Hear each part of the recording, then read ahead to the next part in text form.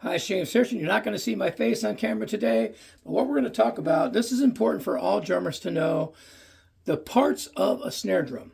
Okay, and I'll try to do this. I'm going to use a Yamaha Mike Borden signature snare today. Beautiful snare drum. Most of the drums are going to have this kind of a parts on it, but it's important that you know. So the number one thing I'm going to talk about is the shell. This is the drum shell. This one is copper. They can have all kinds of different woods. You have maple, birch, oak, walnut, cherry, whatever. There's so many. Some of the lower level drums will have poplar and basswood and things like that. Mahogany. So the shell is what the drum is basically built around, is that shell. Okay? And then just to clear this up right away, the top head up here, this head is called the batter head. The batter head, B-A-T-T-E-R, is the head that you play on. The head on the bottom of the drum, like that, is the snare head. That's where the snare wires are. So batter top, snare bottom. Those are the heads that are on the snare drum. Okay? These little things here are called lug casings. Lug casings, they hold a swivel nut inside that a tension screw goes into. But basically, they're called lug casings.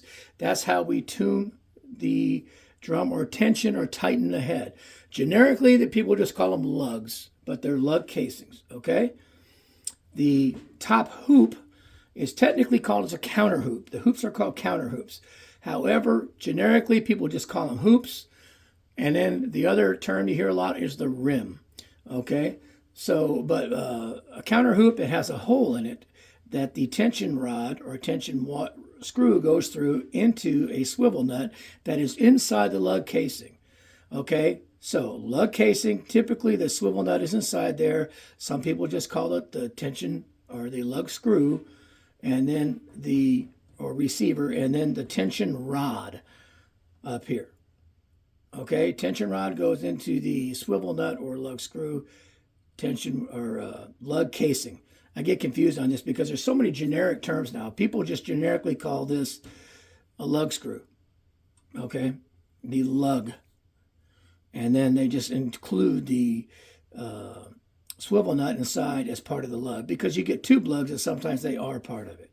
So again, the lug casing, the swivel nut, the tension rod, or some people call it the tension screw. Okay, we're going to slide around here to the snare strainer. Some people generically call it a throw off. Okay, and what it does is it turns off and on the snares. Okay, it's either engaged or disengaged. When it's engaged, it sounds like a snare drum. When it's disengaged, it sounds like a tenor. Okay, it also has a snare adjustment screw. Some people call it a tension screw. Okay, now exactly opposite of that, on the other side of the drum, we have what's called a butt plate. Okay, just generically, it's a butt plate. It's in the other end. The snare wires go into here. They're stationary here. All adjustments are made on this side. Okay, now this snare has what's called a reversed bead. A reverse bead, if you look at a lot of popular drums like a Black Beauty and stuff like that, they typically have a beaded shell here. Or a lot of the Ludwigs, a lot of drums that are beyond 5, they have a bead. That's just an area where the seam overlaps. Now, a Black Beauty is supposed to be seamless. This is a reverse beaded shell. Okay, meaning the bead goes inward instead of coming outward. This particular shell is hammered on the bottom down here, but not hammered up here. But that doesn't matter on the parts. Also, here we have the air hole. Some people call it the part in there, the air hole grommet. It's for air to escape so that when you hit that drum, it creates a pressure and that air has to go somewhere so it comes out that hole. If you were to sit there and hit the drum and hold your finger here, you would feel that air coming out. And sometimes, I can't do it on this because I got it pretty tight. You can hear it when you press on the drum. So again, lug casing, shell, bead, air hole, air grommet, tension rod, swivel nut inside the lugs, the rims or hoops or counter hoops. And this is called a snare cord. A lot of it days now you got people using straps and everything like that. The clear straps are my least favorite kind. I prefer snare cord like this, or ribbon, or a textured plastic one is okay as long as it's not smooth, because they have a tendency to slip. If you have it on your drum, that's just a badge identifying what type of a drum it is. Okay? Now I'm going to tilt the drum. This drum weighs a ton. It's super heavy. I'm going to get the drum up on its end. Okay. Snare head, the snare side snares go against this head.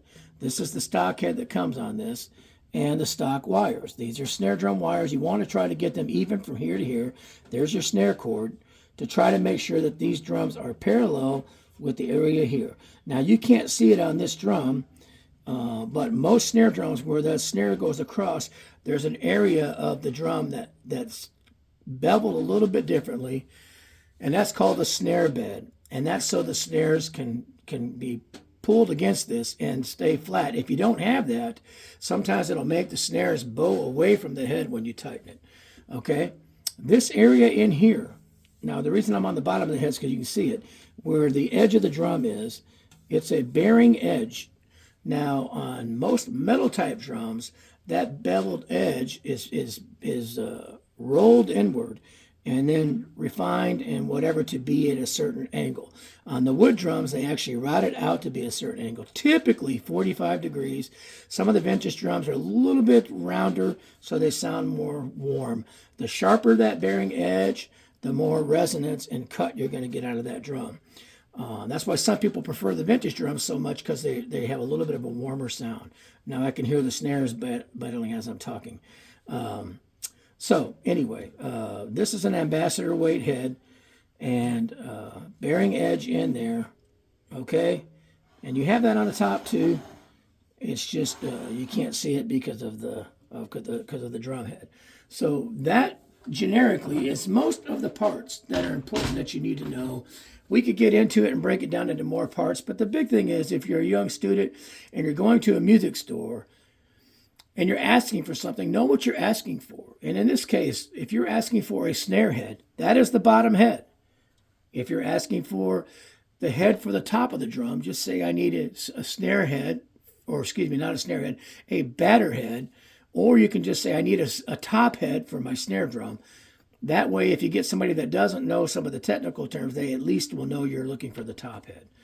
If you're looking for tension rods, they usually sell them separately. You can find them in bags. Most of them are pretty universal anymore, except for DW has a fine-tuning system that it has more. The best way I could put it, the screws or the threading is tighter, so it doesn't move as easily, and it's more of a fine-tuning thing. They've got it on their drums. I think they might have it on some of the PDP signature stuff or the high-end PDP. So that's what you need to know. And again, snare cord. Sometimes you can go to a hardware store and find this nylon string like this. It works very, very well. But I mean, there's all kinds of things you can do to make it work. Just remember, this right here is the adjustment to tighten or loosen the snares. So you want to get it even, tightened here and across on the butt plate. Put the drum where you want it, turn it on, and then tune that or turn it until you get the tension that you want on the snare drum. What that does is it pulls the snares across, it pulls them tighter.